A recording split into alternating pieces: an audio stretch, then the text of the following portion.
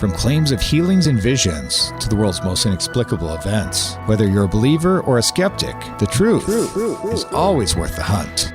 EWTN Radio presents The Miracle Hunter with Michael O'Neill.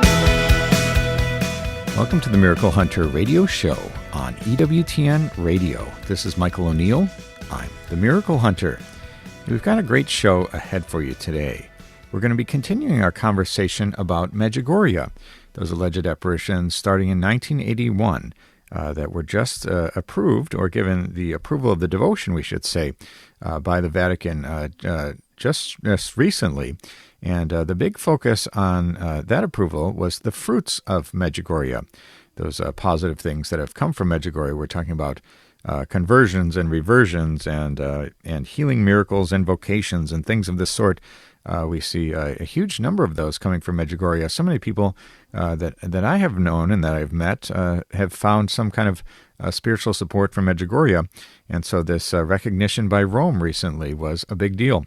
And so we'll be talking today with Elizabeth Ficocelli, who's the author of a book called Fruits of Medjugorje, and we'll be talking about just exactly what those spiritual fruits are that have been lauded by the Vatican, and given that caused them to render that a judgment of approval there related to Medjugorje. So we'll be excited to talk to her and to keep this conversation going and to try to answer some of those difficult questions related to that approval, and what does it really mean for Catholics who have that devotion and want to visit Medjugorje. How have things exactly changed from before that announcement by Rome and after that announcement? So we'll be talking to Elizabeth later in the program.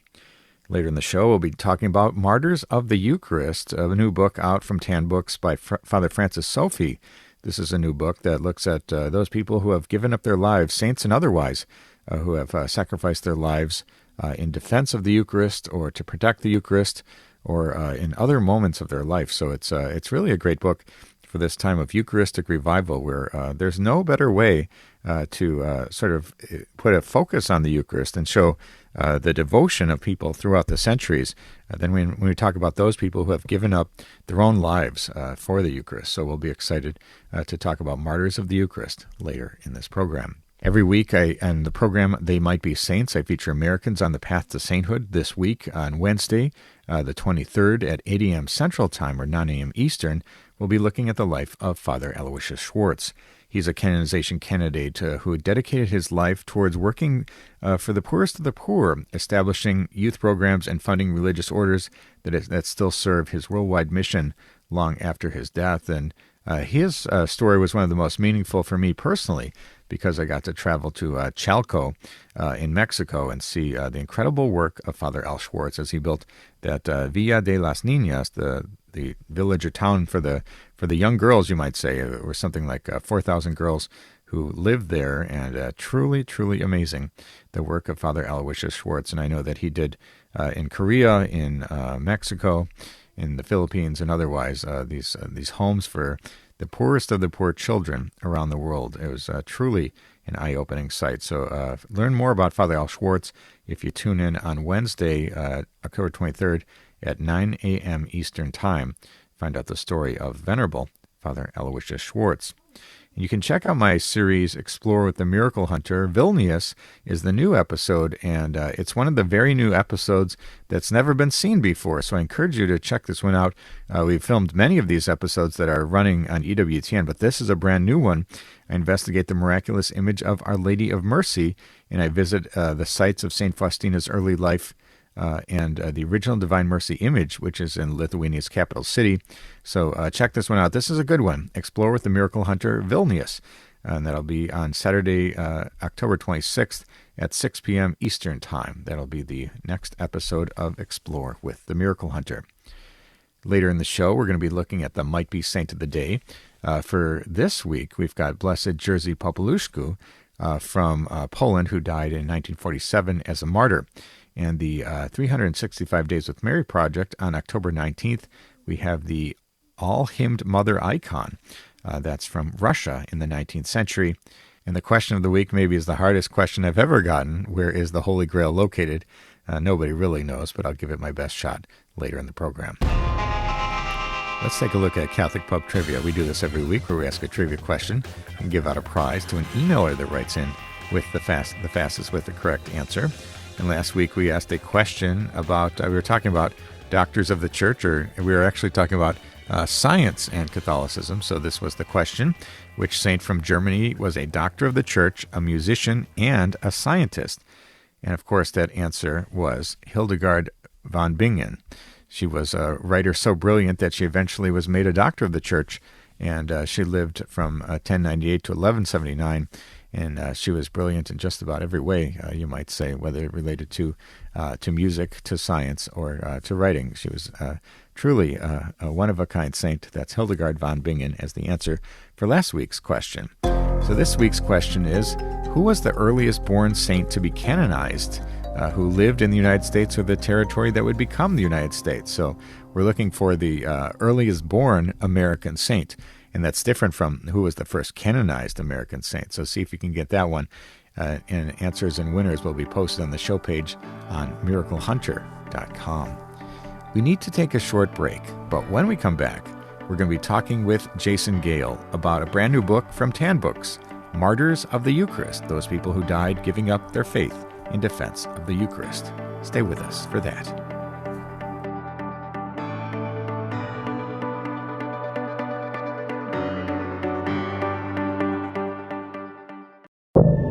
Now, back to the Miracle Hunter on EWTN. Here's Michael O'Neill. Welcome back. You're listening to the Miracle Hunter radio show on EWTN Radio. This is Michael O'Neill. I'm the Miracle Hunter. We talk a lot about this show, about Eucharistic miracles and those great saints throughout history who've had a tremendous Eucharistic devotion, miraculous and otherwise. We see great moments in the lives of these saints.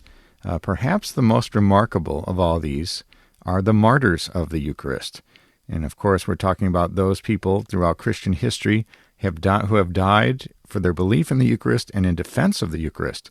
And in this time of Eucharistic revival in our Catholic Church here in the United States, this is the perfect time to talk about these people whose belief was so strong that they were willing to make the ultimate sacrifice. And we're so excited to look at a new book. It's called Martyrs of the Eucharist, Stories to Inspire Eucharistic Amazement. It's out from Tan Books. And the author is Father Francis Sofie. And we're so excited to be joined today by Jason Gale, the Vice President of Content and Production from Tan Books, to tell us about this brand new book. Welcome to the program today, Jason. Hi, thanks for having me on, Mike. This book is amazing, and I think one of the things that's so interesting, and we're talking to you as a member of Tan Books, the publishers of this book, because the author, Father Francis Sofie, has recently passed away. So this is a great legacy for him, this new book that's out from Tan. Tell us a little bit about, before we get rolling with the book, who was Father Francis and what motivated him to write this book? Yeah, so as you said, Father Francis Sofie, he was a priest for the Archdiocese of Mobile, Alabama, for 30 years. And towards the end of his life, he had a dream of becoming a Dominican, and so he became kind of that third order, or what's called a diocesan Dominican, since he was already a priest. But he served in a variety of positions there in Mobile. He studied at the Angelicum, which is probably where his love for Aquinas and the Dominicans came from. And he also studied at St. Charles Borromeo in Philadelphia as well. And he took the name, when he became a diocesan Dominican, of St. Vincent Ferrer, who was a renowned Dominican preacher and a miracle worker. And I think that kind of Dominican spirit comes through in this book. He has that zeal for souls, and something else for our listeners to think about as well when you're reading this book, and I think it's kind of an interesting perspective, is Father Sofie wrote this book while he understood that he was close to death, that his death was imminent. And so I think a lot of that also comes out in the book as well, of kind of that really encouraging Catholics to think about martyrdom, think about death, think about your devotion to the Eucharist, and really increase all of your devotion to God. Yeah, amazing. The name of the book is Martyrs of the Eucharist, Stories to Inspire Eucharistic Amazement, and it's a brand new book out from 10 Books.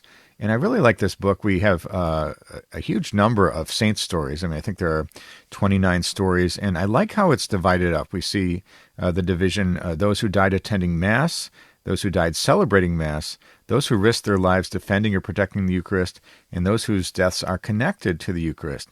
Talk to us. Who's your favorite of the saints' stories from those who risked their lives defending or protecting the Eucharist? Yeah, so there's a number of stories in here that I had not heard before, and so that's one thing that I really enjoy about the book is it has a lot of saints and a lot of other people, especially in that section on those who risked their lives for the Eucharist. Because they didn't necessarily die, but they were willing to put their life in the situation of martyrdom, and they came out alive. But one of my favorite sections is the last section, so other deaths connected with the Blessed Sacrament. And I love the story of St. Nicholas Owen, who was martyred during the penal years in England where it was illegal to be Catholic. And he was not a priest. He came from a devout family. Two of his brothers were priests. But he had an extraordinary skill of devising hiding places within people's homes to hide priests, to hide vestments, to hide vessels. And so, I really see it as an amazing story of not just courage, but also the way that God uses our natural abilities for divine purposes. And he did so much that, as Father Sofie points out, that many scholars give St. Nicholas of Owen kind of the high regard of saying, perhaps no single person has contributed more to the preservation of the Catholic religion in England during these times than St. Nicholas of Owen. Wow. So, above any priest, when we talk about preserving Catholicism during periods of persecution, many times we think of priests and ordained and sisters and religious. But during this period, when we look at it, St. Nicholas of Owen really did so much to help the preservation of Catholicism. So he would go and before he would build one of these priest holes in homes where they could hide priests and other people and stuff, he would attend Mass, offer his work to God, and he would then receive the Eucharist. Only then would he start to work, and he would only work at night, and he just had a skill of carpentry where he was able to build, sometimes he would build like dummy hiding places so that when the priest hunters would come around, they would find the dummy place and be like, oh, okay, there's nobody here, and then there'd be a whole nother layer. Some of the hiding places would be they would have staircases that would lead up or down an entire story so that the priest or whoever could escape into an alleyway or onto a rooftop. And multiple false walls, tunnels. I mean, he was just amazing. He never created one like the other so that if one was discovered, they couldn't establish a pattern. Finally, he was caught, and he was tortured. He was racked for days, but he never divulged where any of the priest holes he built were located. And he was canonized finally as one of the 40 martyrs of England and Wales in 1970. But just an amazing, I think just an amazing story. Wow, incredible. And this book is chock full of similar stories of martyrs of the Eucharist. We're talking today with Jason Gale from 10 Books about the brand new book, Martyrs of the Eucharist, from Father Francis Sofie. And we also have, as I mentioned, we have those people whose deaths are connected to the Eucharist. Talk to us a little bit about a favorite story from that group. Yeah, so, we have, the one that I just talked about with St. Nicholas of Owen, that's kind of that one, other deaths connected. Now, those who risked your lives, I think that was the one, I apologize, I believe that was the one that you had asked about. In that category, the ones who risked their lives, there's a story that Father Sofie puts in here that is from his own diocese, which I think is phenomenal. And it's the story of two firefighters, Leroy McAtee and Captain H.H. Buddy Edwards. And this happened in Mobile, Alabama in 1954. There was a huge fire at the local church, and the priest came out. They were able to get the priest out, and when they showed up, the priest told them that the Eucharist was still in the tabernacle.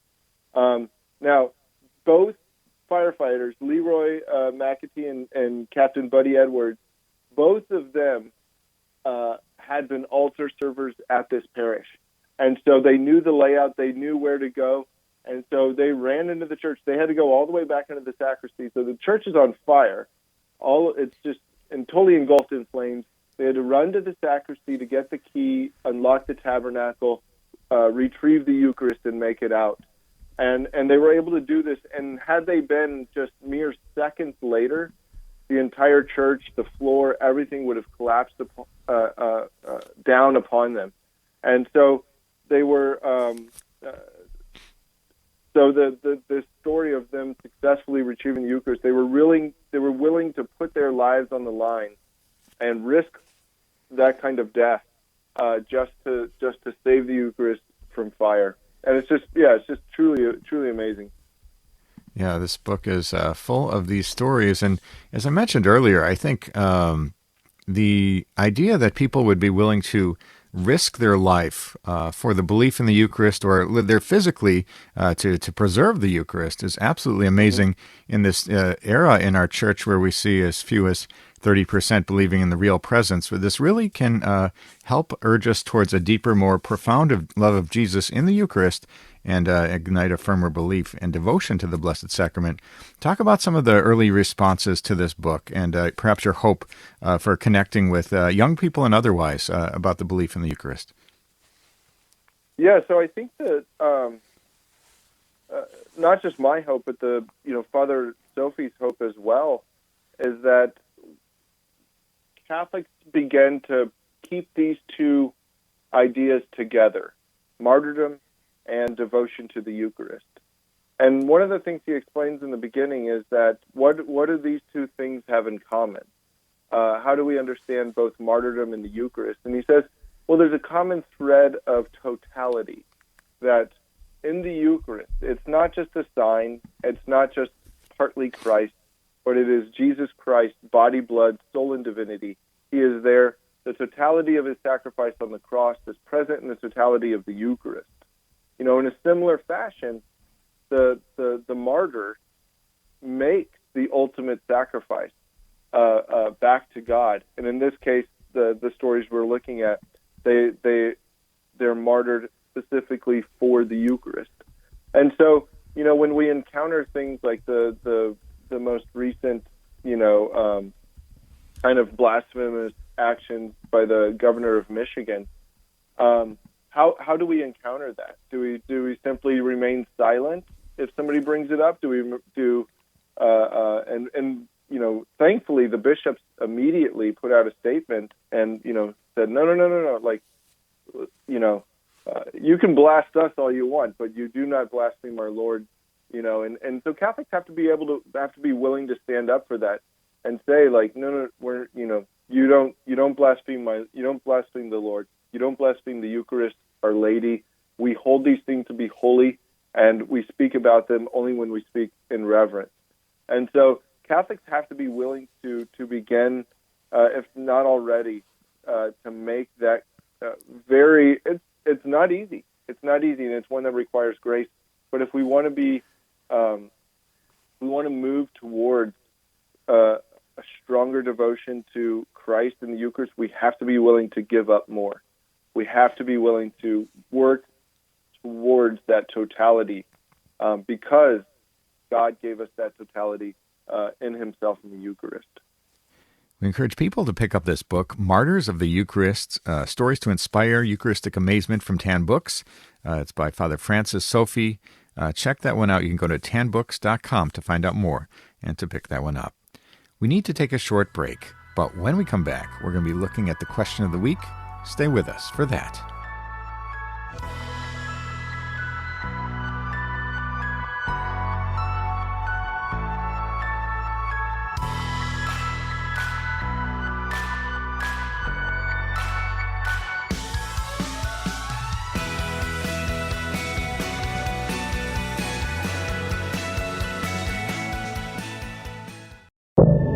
Now, back to the Miracle Hunter on EWTN. Here's Michael O'Neill.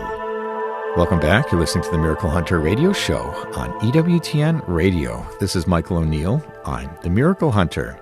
Hey, I love getting your questions. People write in from around the world with questions about miracles happening in today's world and those that have happened centuries ago. And I love getting questions either through email or when I give talks. I've been giving talks around the country. I give as many as 20 per year.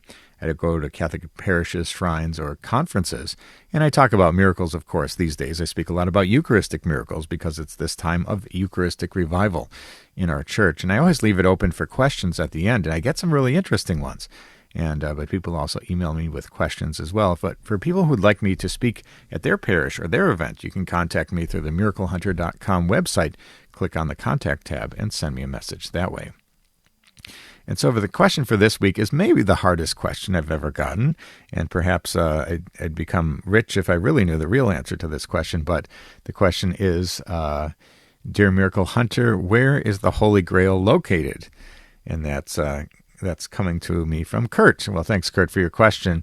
And it's a good one. And of course, nobody really knows where the Holy Grail is. And of course, there have been books and movies and otherwise, and people dedicating their entire lives to the search for this impossible object to find. That is the cup of Christ used at the Last Supper. Purportedly, that's the item, the Holy Grail, that everybody the world over has searched for. And some people have suggested that if you possess the Holy Grail, you'd have the power to command armies, for example. And of course, I'm referencing an Indiana Jones movie when I say that. But when we talk about where is the true Holy Grail, there are a couple of locations around the world, but perhaps there's one where we will do an episode of Explore with the Miracle Hunter coming up sometime soon. The trip isn't scheduled yet, but it's on my radar at least. So in Valencia, in Spain, is a location where it is believed that there is a cup which is the true Holy Grail, or the true cup of Christ used in the Last Supper. And of course, there's no way to actually prove that that's the real one. And there are other ones that are in contention, perhaps to be the true cup of Christ. But it's a great question, and one that I truly do not have the answer to. But if there is ever an answer to that one, trust me, that will be front page news, and it'll be reported on this show as well. So thank you, Kurt, for your great question. And if you have a question for the Miracle Hunter, you can send me an email to questions@miraclehunter.com, and maybe we'll be answering your question on the air next week. Let's take a look at the 365 Days with Mary project. We do this every week, where we look at the Marian devotion of the day as it lines up to each date of the calendar year. You all know Fatima, May 13th, or Lourdes, February 11th, or Guadalupe, December 12th. But believe it or not, there's a different Marian devotion for each and every day of the calendar year. And this lines up to things like feast days, the building of basilicas, the occurrence of great miracles. These are all the ways we celebrate the Mother of God all around the world. And so for today's date, October 19th, we have the all-hymned Mother of God icon from Vladimir in Oblast in Russia from the 19th century. And the story goes that the icon O All-Hymned Mother derives its title from the 13th kontakion of the Akathist to the Most Holy Theotokos. O All-Hymned Mother, who bore the Word, holiest of all saints. The Mother of God wears a crown and clasps her child to her breast with both hands. Christ is held in the left arm and rests on her left shoulder. He is facing her, and both of his hands are placed below her neck. Instead of the usual stars on her head and shoulders, the faces of angels appear in 3 circles. This is similar to the Arabian icon, Store of the Mountain, not cut by hands icon, of the iconostasis of the Cathedral of the Transfiguration at Slovakia. And that is the all-hymned Mother icon from Vladimir Oblast in Russia from the 19th century. For more information on this fascinating devotion, or any of the hundreds of other Marian devotions from around the world, you can connect to the website 365 Days with Mary. You can pick up the book or download the free app from the iOS App Store, or you can join the Facebook page with 10,000 followers who like to see what the Marian devotion of the day is. So connect to the 365 Days with Mary project. Let's take a look at the Miracle of the Day. We do this every week, where we talk about a miracle from Christian history that lines up exactly to the day's date. And for today's date, October 19th, we've got an amazing miracle from the United States. John Birchman's a Jesuit. He was born on March 13th, 1599. He died on August 13th, 1621, was a Jesuit scholastic from Belgium, and he's a revered saint in our Catholic Church. At the time of Birchman's death, his heart was returned to his homeland in Belgium, where it was kept in a silver reliquary on a side altar of the church at Louvain. And Birchman's was declared blessed in 1865 and canonized in 1888. Statues frequently depict his hands clasped holding his crucifix, his book of rules, and his rosary. Now, the miracle that led to his canonization actually occurred here in the United States. It occurred at the Academy of the Sacred Heart at Grand Couteau in Louisiana. In the year 1866, 1 year after the Civil War, he appeared to novice Mary Wilson. Mary's health was poor, and her parents thought that the gentler climate of South Louisiana could be a remedy for her.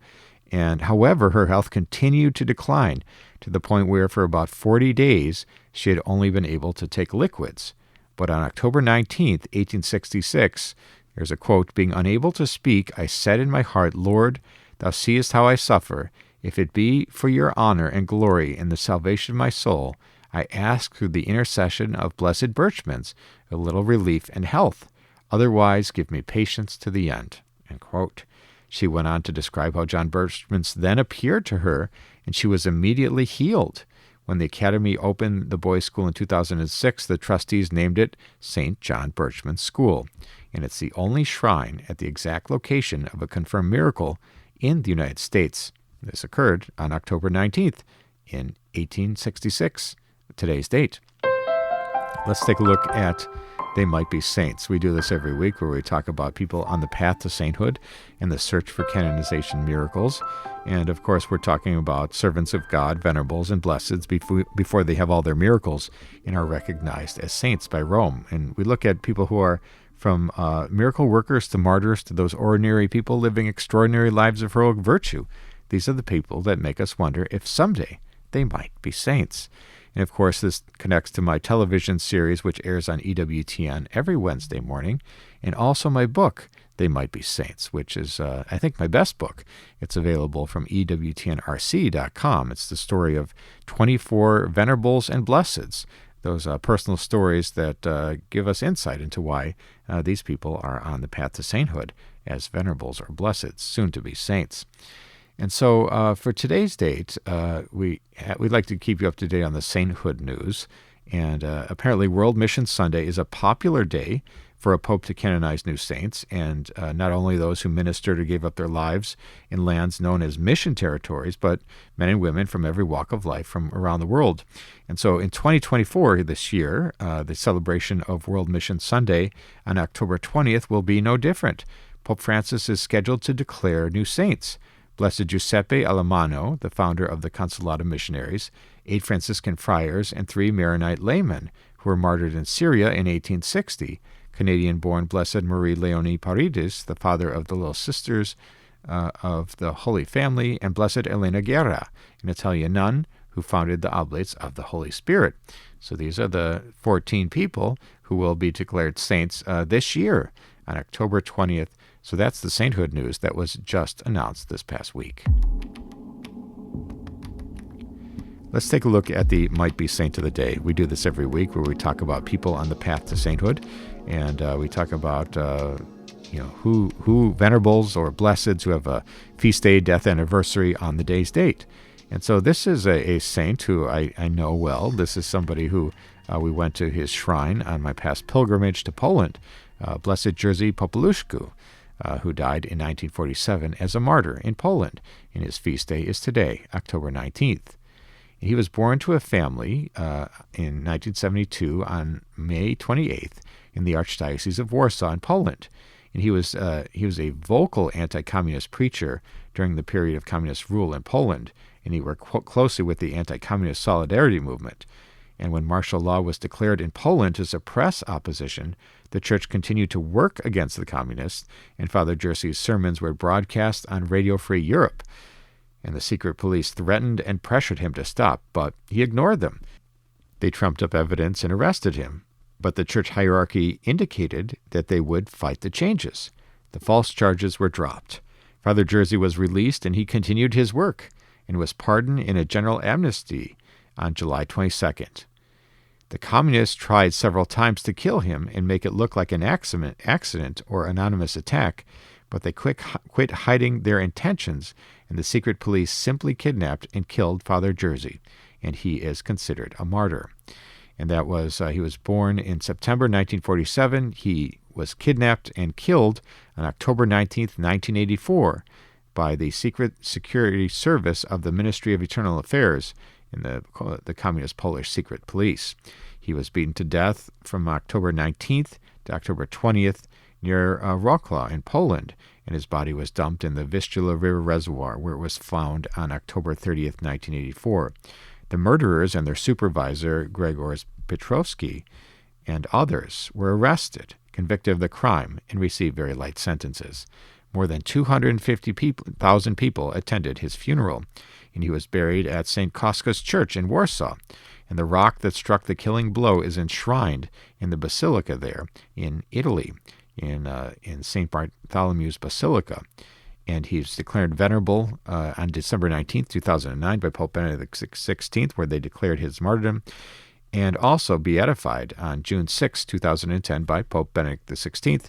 And this recognition was celebrated in Warsaw, presided by Archbishop Angelo Amato. And that is Blessed Jerzy Popoluszko, the blessed who is might be saint of the day. And with one miracle, he will go from Blessed Jerzy to Saint Jerzy. And those people who like to keep up with the television series They Might Be Saints, it airs every week on Wednesday mornings at 9 a.m. Eastern Time. And coming up on October 23rd, the episode is They Might Be Saints, Father Aloysius Schwartz. He's a canonization candidate who dedicated his life to working with the poorest of the poor, establishing young youth programs and founding religious orders that still serve the worldwide mission long after his death. In a truly incredible life, a truly incredible man, that's Father Aloysius Schwartz. Check that one out on EWTN on Wednesday, October 23rd at 8 a.m. Central Time, 9 a.m. Eastern. We need to take a short break, but when we come back, we're going to be talking with Elizabeth Ficocelli about the fruits of Medjugorje. Stay with us for that.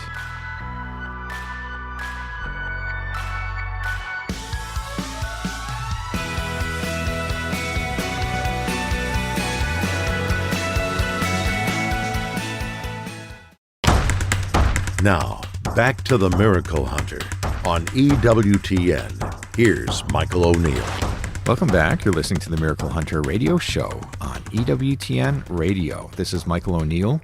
I'm the Miracle Hunter. On recent programs, recent weeks, we've talked about the biggest miracle news there's been, perhaps since the release of the Third Secret of Fatima.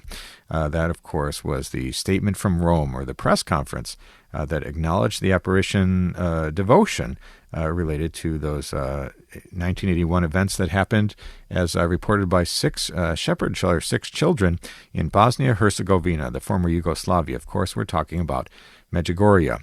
And with their decision coming out on May 17th, there was a press conference. I was connected to that remotely as a journalist through EWTN. There was great interest worldwide in this because there had been no statement from Rome since 1981, since the onset of these events. So this was a big deal that we saw Rome acknowledging in some way these alleged apparitions that have been recognized as far as the spiritual fruits go of these events. And so we're excited today to talk to a frequent guest of this show, and that's Elizabeth Ficocelli. And she's the author of a book called Fruits of Medjugorje, Stories of True and Lasting Conversion. And of course, this is exactly what the Vatican was talking about when it gave its recognition and approval of the devotion. They talk about the spiritual fruits, the spiritual experience there in Medjugorje. And so this is a perfect book and a perfect person to talk to about this. Welcome back to the program today, Elizabeth. Hi, Michael. It's always a joy to be here. And what happy news we have to celebrate in October, the month of Our Lady. We've been waiting for this a long time, haven't we? This has been a long time coming, this decision from Rome, or at least some form of a decision. We've seen the local bishop there in Bosnia-Herzegovina give statements, not necessarily approving these apparitions. In fact, giving sort of a discouragement from this. We've seen this from local bishops. And in 1991, the Zadar Declaration coming out of the Yugoslavian Bishops' Commission, we see them sort of saying a maybe. It's a non constat statement, meaning that it's not established as supernatural. They don't know either way what it is or what it isn't. But the Vatican has stayed silent all these years. When they changed the norms recently, and you mentioned this, Michael, yes. I think that was a smart idea to take away that supernatural category, so to speak, because, when you say supernatural, you're talking beyond normal, beyond natural. So we don't have devices, machinery to measure such things. So really what the Church has always done with these miraculous events or reports of miraculous events is look at the messages themselves, that they're in church, conformity with church teaching. They look at the visionaries to see what their emotional and spiritual state of mind is. And of course, the big one is to look at the fruits. So they, that they are giving Medjugorje now this nihil obstat.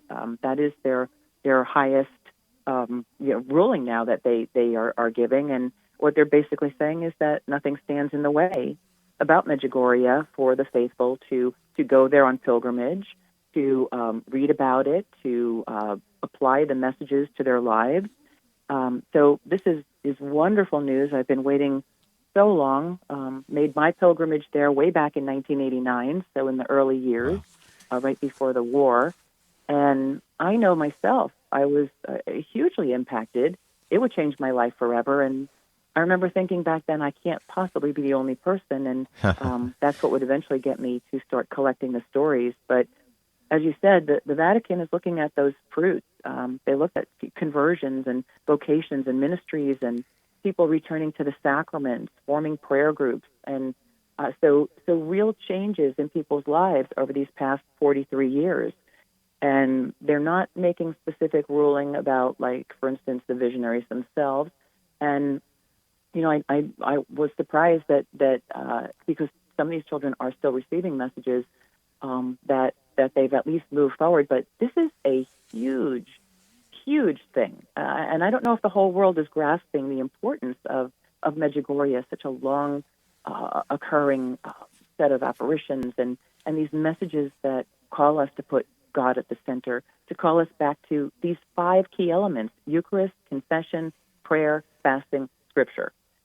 Those are solid. I mean, if a priest recommends that to his parishioners, that's all good. That's going to lead you to a deeper life with Christ.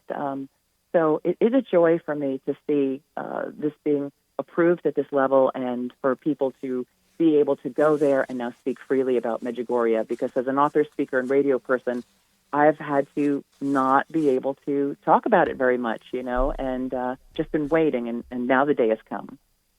Absolutely. We're talking today with Elizabeth Ficocelli about her book, Fruits of Medjugorje, as it relates to this brand new news coming out of Rome from this past month related to the approval of the devotion related to Our Lady of Medjugorje, Queen of Peace. And there has been the question that's been posited, which is, what is different before and after these apparitions? I think that perhaps we might say what's very obvious is different, that Rome is finally acknowledging it in some way it never has before. And the local bishop perhaps is no longer antagonistic towards it, and now he's sort of encouraging the devotion himself, or opening that up in a way that's different than his predecessors, you might say. So that's very different from the experience of those people who have this devotion and want to travel there on pilgrimage. But prior to the announcement, pilgrims could go to Rome, they could go to Medjugorje, and you see that they had created an apostolic visitor from Rome who was resident there in Medjugorje, and the Pope had sent messages himself to the large gatherings of faithful there, especially at the Youth Day. So, in your estimation, Elizabeth, what changed for believers before and after that big announcement from Rome? I think the main difference is people can go on pilgrimage there with a open heart that they know they're doing something that the church is giving its approval on. And not only lay people can go, but priests can go, bishops and cardinals now can go. I don't know if the Pope will eventually himself plan a visit. That would be very interesting. But I think now that there's been so much controversy with Medjugorje in the past and false allegations against it and saying, oh, these messages are dividing people. And so it's been a long, tough road for believers in these apparitions to be patient and see kind of the vindication of this event. But now, people can go. And, I mean, it's millions and millions and millions have gone through the years. So I don't know if you'll see a sudden upsurge because you have the tremendous youth days there. You have just people coming from all over the world. But I think now people can go in true celebration that the church is now giving its green light, finally. We're talking today with Elizabeth Ficocelli about The Fruits of Medjugorje, which is the name of her book, Fruits of Medjugorje, Stories of True and Lasting Conversion. Elizabeth, what inspired you? I think you mentioned earlier in the interview you had gone to Medjugorje yourself and had your own experience, and you saw that other people had life-changing experiences at Medjugorje. Tell us a little bit about what inspired you to put together this book. All right. Well, as I said before, I came back so changed. I mean, we really took to heart these messages, and I started to go to Mass during the week. I went to monthly confession. We adapted the fasting practice at least one day a week, started diving into Scripture and increasing our prayer life, and I saw the fruits in my own life immediately. So I was already starting to write some Catholic books at the time, and I thought it would be really interesting to see how other people's lives have changed, like mine had. And so I put out a call to stories on the internet. And the thing that was really striking in the stories that came in, it was a common theme from start to finish, was these were not just conversions of someone going to this place and coming back and just going to Mass more frequently. These were conversions that led these people to make life-changing decisions, like to be or a sister, for instance, because that obviously not only radically changes your own life, it's going to change all the people's lives that you will touch moving forward, and that's a lot of lives. So people who would start humanitarian efforts, prison ministries, homeless shelters, the list would go on, but it was so remarkable to me that these conversions would go so public, so viral, so to speak. And I put this book together, The Fruits of Medjugorje. It first came out in 2006. And at that point, the Vatican was already, as you said, had taken the authority away from the local bishop in Medjugorje and was already beginning to look at it themselves and form this commission. So I sent the book to Pope Benedict. I sent it to Rome, hoping that this would be an example. I chose specifically not to delve deep into the messages or into the lives of the visionaries. People had already written books on that, but simply to look at the fruits, these undeniable fruits. And I'd like to hope in some way that book was sitting at a conference table over in Rome as they were looking at evidence for the apparitions that these are you can't deny the fruits. And that's what the Vatican just said. It's really hard to deny the fruits. Yeah, it's entirely possible. I know I've mentioned to you before. I've seen your book at Lourdes when I've been there. So your books are everywhere around the world. So we're so grateful to you, Elizabeth Ficocelli, for joining us on today's show. And if people want to pick up this book, The Fruits of Medjugorje, Stories of True and Lasting Conversion from Elizabeth Ficocelli, where can they go to pick up this book? Sure. I'd certainly direct them to my website, elizabethficocelli.com. But you can certainly get it on the internet and where you get your favorite Catholic books. But yeah, it's stories that are timeless. And just real quick, probably one of the most famous stories in the book is Father Donald Calloway. And a lot of people know him. He certainly has traveled around the world speaking and sharing his story. But the part of his story that he has not been able to talk about was the night he, as a very troubled 21-year-old, read a book on Medjugorje that was his mother's, that was sitting on the coffee table, and that was the moment that changed his life. And he has not been able to really talk about that because he was also patiently waiting for the church to make a ruling. So some exciting stories like that and more, and I hope people will be inspired to find out more about it and to go there if possible. It's an amazing gift from God. Wonderful. Well, we're so grateful to you, Elizabeth Ficocelli, for joining us on today's program and talking to us about the fruits of Medjugorje, the title of your book, and a topic that has been much discussed recently, coming out of the Vatican with that recent approval from Rome of the devotion related to Our Lady of Medjugorje. Thank you so much, Elizabeth, for joining us on today's program. Thank you, Michael. God bless. God bless. That was Elizabeth Ficocelli. Great interview talking to us about the fruits of Medjugorje. You can check her out, elizabethficocelli.com, for more information on her. And that's all the time we have for today's show. If you missed any of this episode or want to catch up on past episodes, you can go to EWTN.com/radio, check out the audio archives, or download the free EWTN app. I'd like to thank our guest today, Jason Gale from Tan Books, talking to us about Martyrs of the Eucharist, and also Elizabeth Ficocelli talking to us about the fruits of Medjugorje. Check out my new program, Explore with the Miracle Hunter Vilnius, that airs on the 16th at 6 p.m. Eastern Time. I'll be investigating the miraculous image of Our Lady of Mercy, and I visit the sites of St. Faustina's early life and an original Divine Mercy image in the Lithuanian capital city. Check that one out, Explore with the Miracle Hunter Vilnius. And I'd like to thank you for joining me today on Miracle Hunter, where from claims of healings and visions to the world's most inexplicable events, whether you're a believer or a skeptic, the truth is always worth the hunt. Talk to you next week.